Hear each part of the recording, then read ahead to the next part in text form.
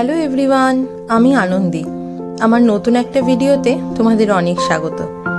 দিনটা ছিল 16 মে, বৃহস্পতিবার। সকাল সকাল উঠেই টুকটাক একটু ব্রেকফাস্ট করে আমরা চারজনে মিলে বেরিয়ে পড়লাম।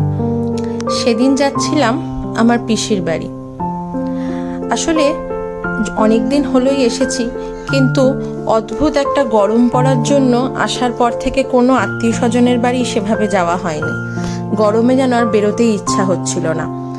এখন তো আমার ফেরার সময় প্রায় হয়ে গেল, তাই সেই জন্য এবার কিন্তু যতই গরম থাকুক আর যাই থাকুক না কেন, এই কাজগুলো, এই ডিউটিগুলো সেরে ফেলতেই হবে।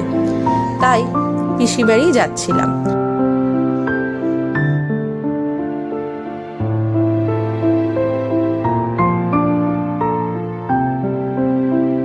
এটা ছিল এয়ারপোর্ট এরিয়া, এয়ারপোর্টের বাউন্ডারি।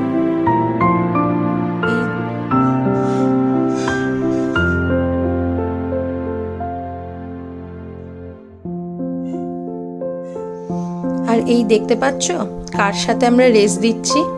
হঠাৎ করে দেখলাম, যতই বয়স বাড়ুক এইসব দেখতে কিন্তু বেশ মজাই লাগে। আমার পিসি বাড়ি একদম এয়ারপোর্টের পাশেই, এয়ারপোর্ট থেকে 5-7 মিনিটের রাস্তা। এই দেখতে দেখতেই পিসি বাড়িতে এসেও পড়লাম।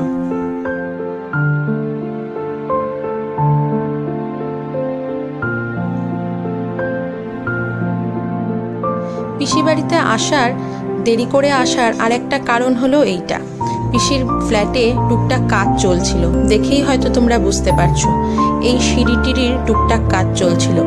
সেই জন্য কয়েকটা দিন ওয়েট করেই এলাম, কাজটা শেষ হয়ে গেল। তারপর আর একটাও ব্যাপার আছে, সেটা হলো পিসি যাচ্ছিল আমার দিদির কাছে আমেরিকায়।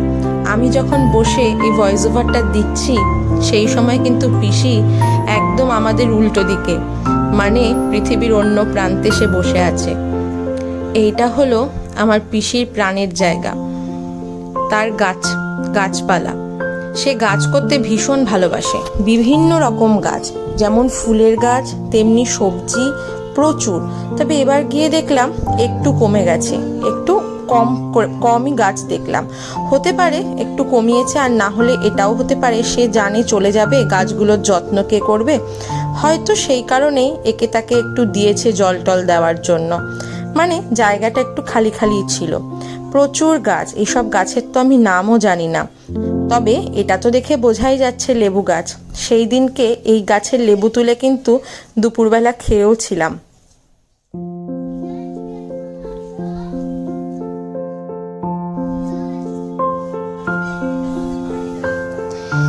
আমার ছেলে খেতে বসে গেছে, তার জন্য তার প্রিয় মাটনের ঝোল আর ভাত। সে মাটন খেতে ভীষণ ভালোবাসে। ওর খাওয়া হতে না হতেই আমরাও বসে গেলাম। আসলে ওর যখন খাচ্ছিল, ওই দেখে দেখেই যেন অর্ধেক খিদে বেড়ে গেছে। মেনুতে ছিল শাক ভাজা, ডাল আর লাউ চিংড়ি আর শোস্টপার মাটন, আর এইটা হলো প্রন পকোড়া বলা যায় না, এটা বলতে পারো গোল্ডেন ফ্রাই প্রন, ওই রকমই। ডালটা আমি মনে করি আমার পিসির মতো ডাল বোধহয় পৃথিবীতে আর কেউ বানাতে পারে না। সেই জন্য আমি যখনই আসি আগেই বলে দিই, তুমি কিন্তু ডালটা বানিও, আর তোমার এই প্রনটা। এই দুটো জিনিস খেতে আমি অসম্ভব ভালোবাসি। মনে হয় যত বড় রেস্তোরাঁতেই যাই না কেন, আমার পিসির হাতের মতো ডাল বোধহয় আর কোথাও বানাতে পারে না। সেই জন্য কিছু হোক না হোক, আমি যখনই যাই পিসি ডালটা বানায়। আর এই হলো সেই মাটন। পিসির মাটন হচ্ছে একদম সুসেদ্ধ, সারা জীবনই এরকম দেখে গেলাম। মাটন খেতে কোনো প্রবলেম নেই। দেখেছো কিরকম সেদ্ধ করেছে।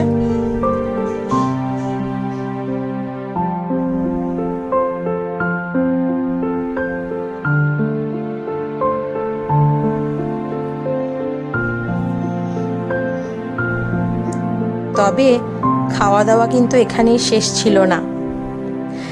সন্ধে তখন 8টা বাজে। আমরা বেরিয়ে পড়লাম। না, বাড়ির জন্য না, বললাম না খাওয়া দাওয়া ওখানেই শেষ না। আমরা যাচ্ছিলাম বাইরে ডিনার করতে। ডিনার সেরে আমরা আমাদের মতো নিজেদের বাড়ি, আর পিসি যাবে পিসির বাড়ি। একটা মজার ব্যাপার হচ্ছে, আমি ছোটবেলায় প্রচুর পিসির কাছে গিয়ে থাকতাম যখন একদম ছোট ছিলাম।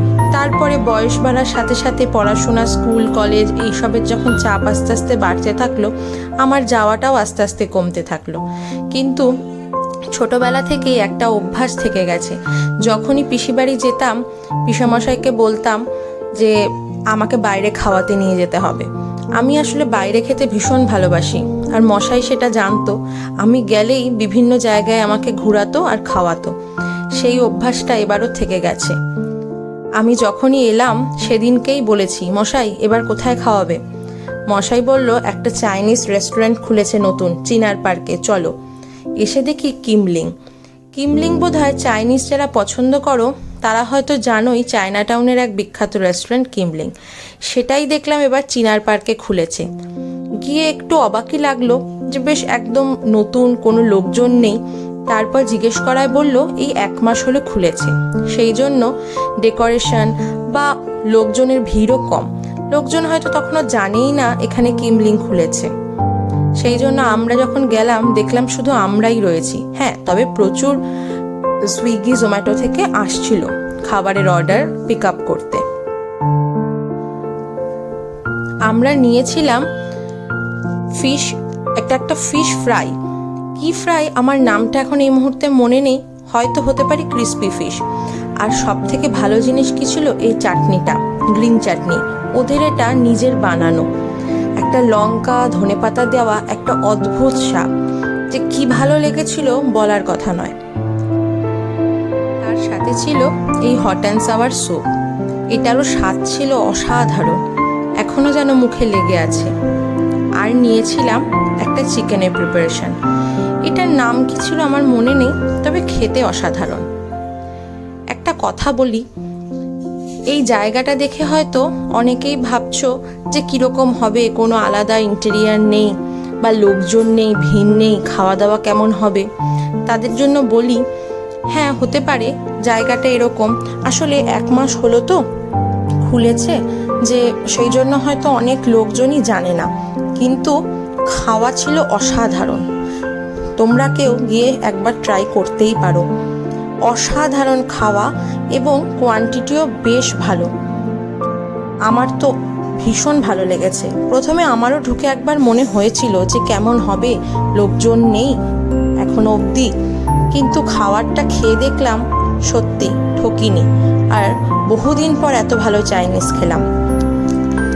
তারপরে আমাদের মেন কোর্সে ছিল এই কিমলিং স্পেশাল ফ্রাইড রাইস।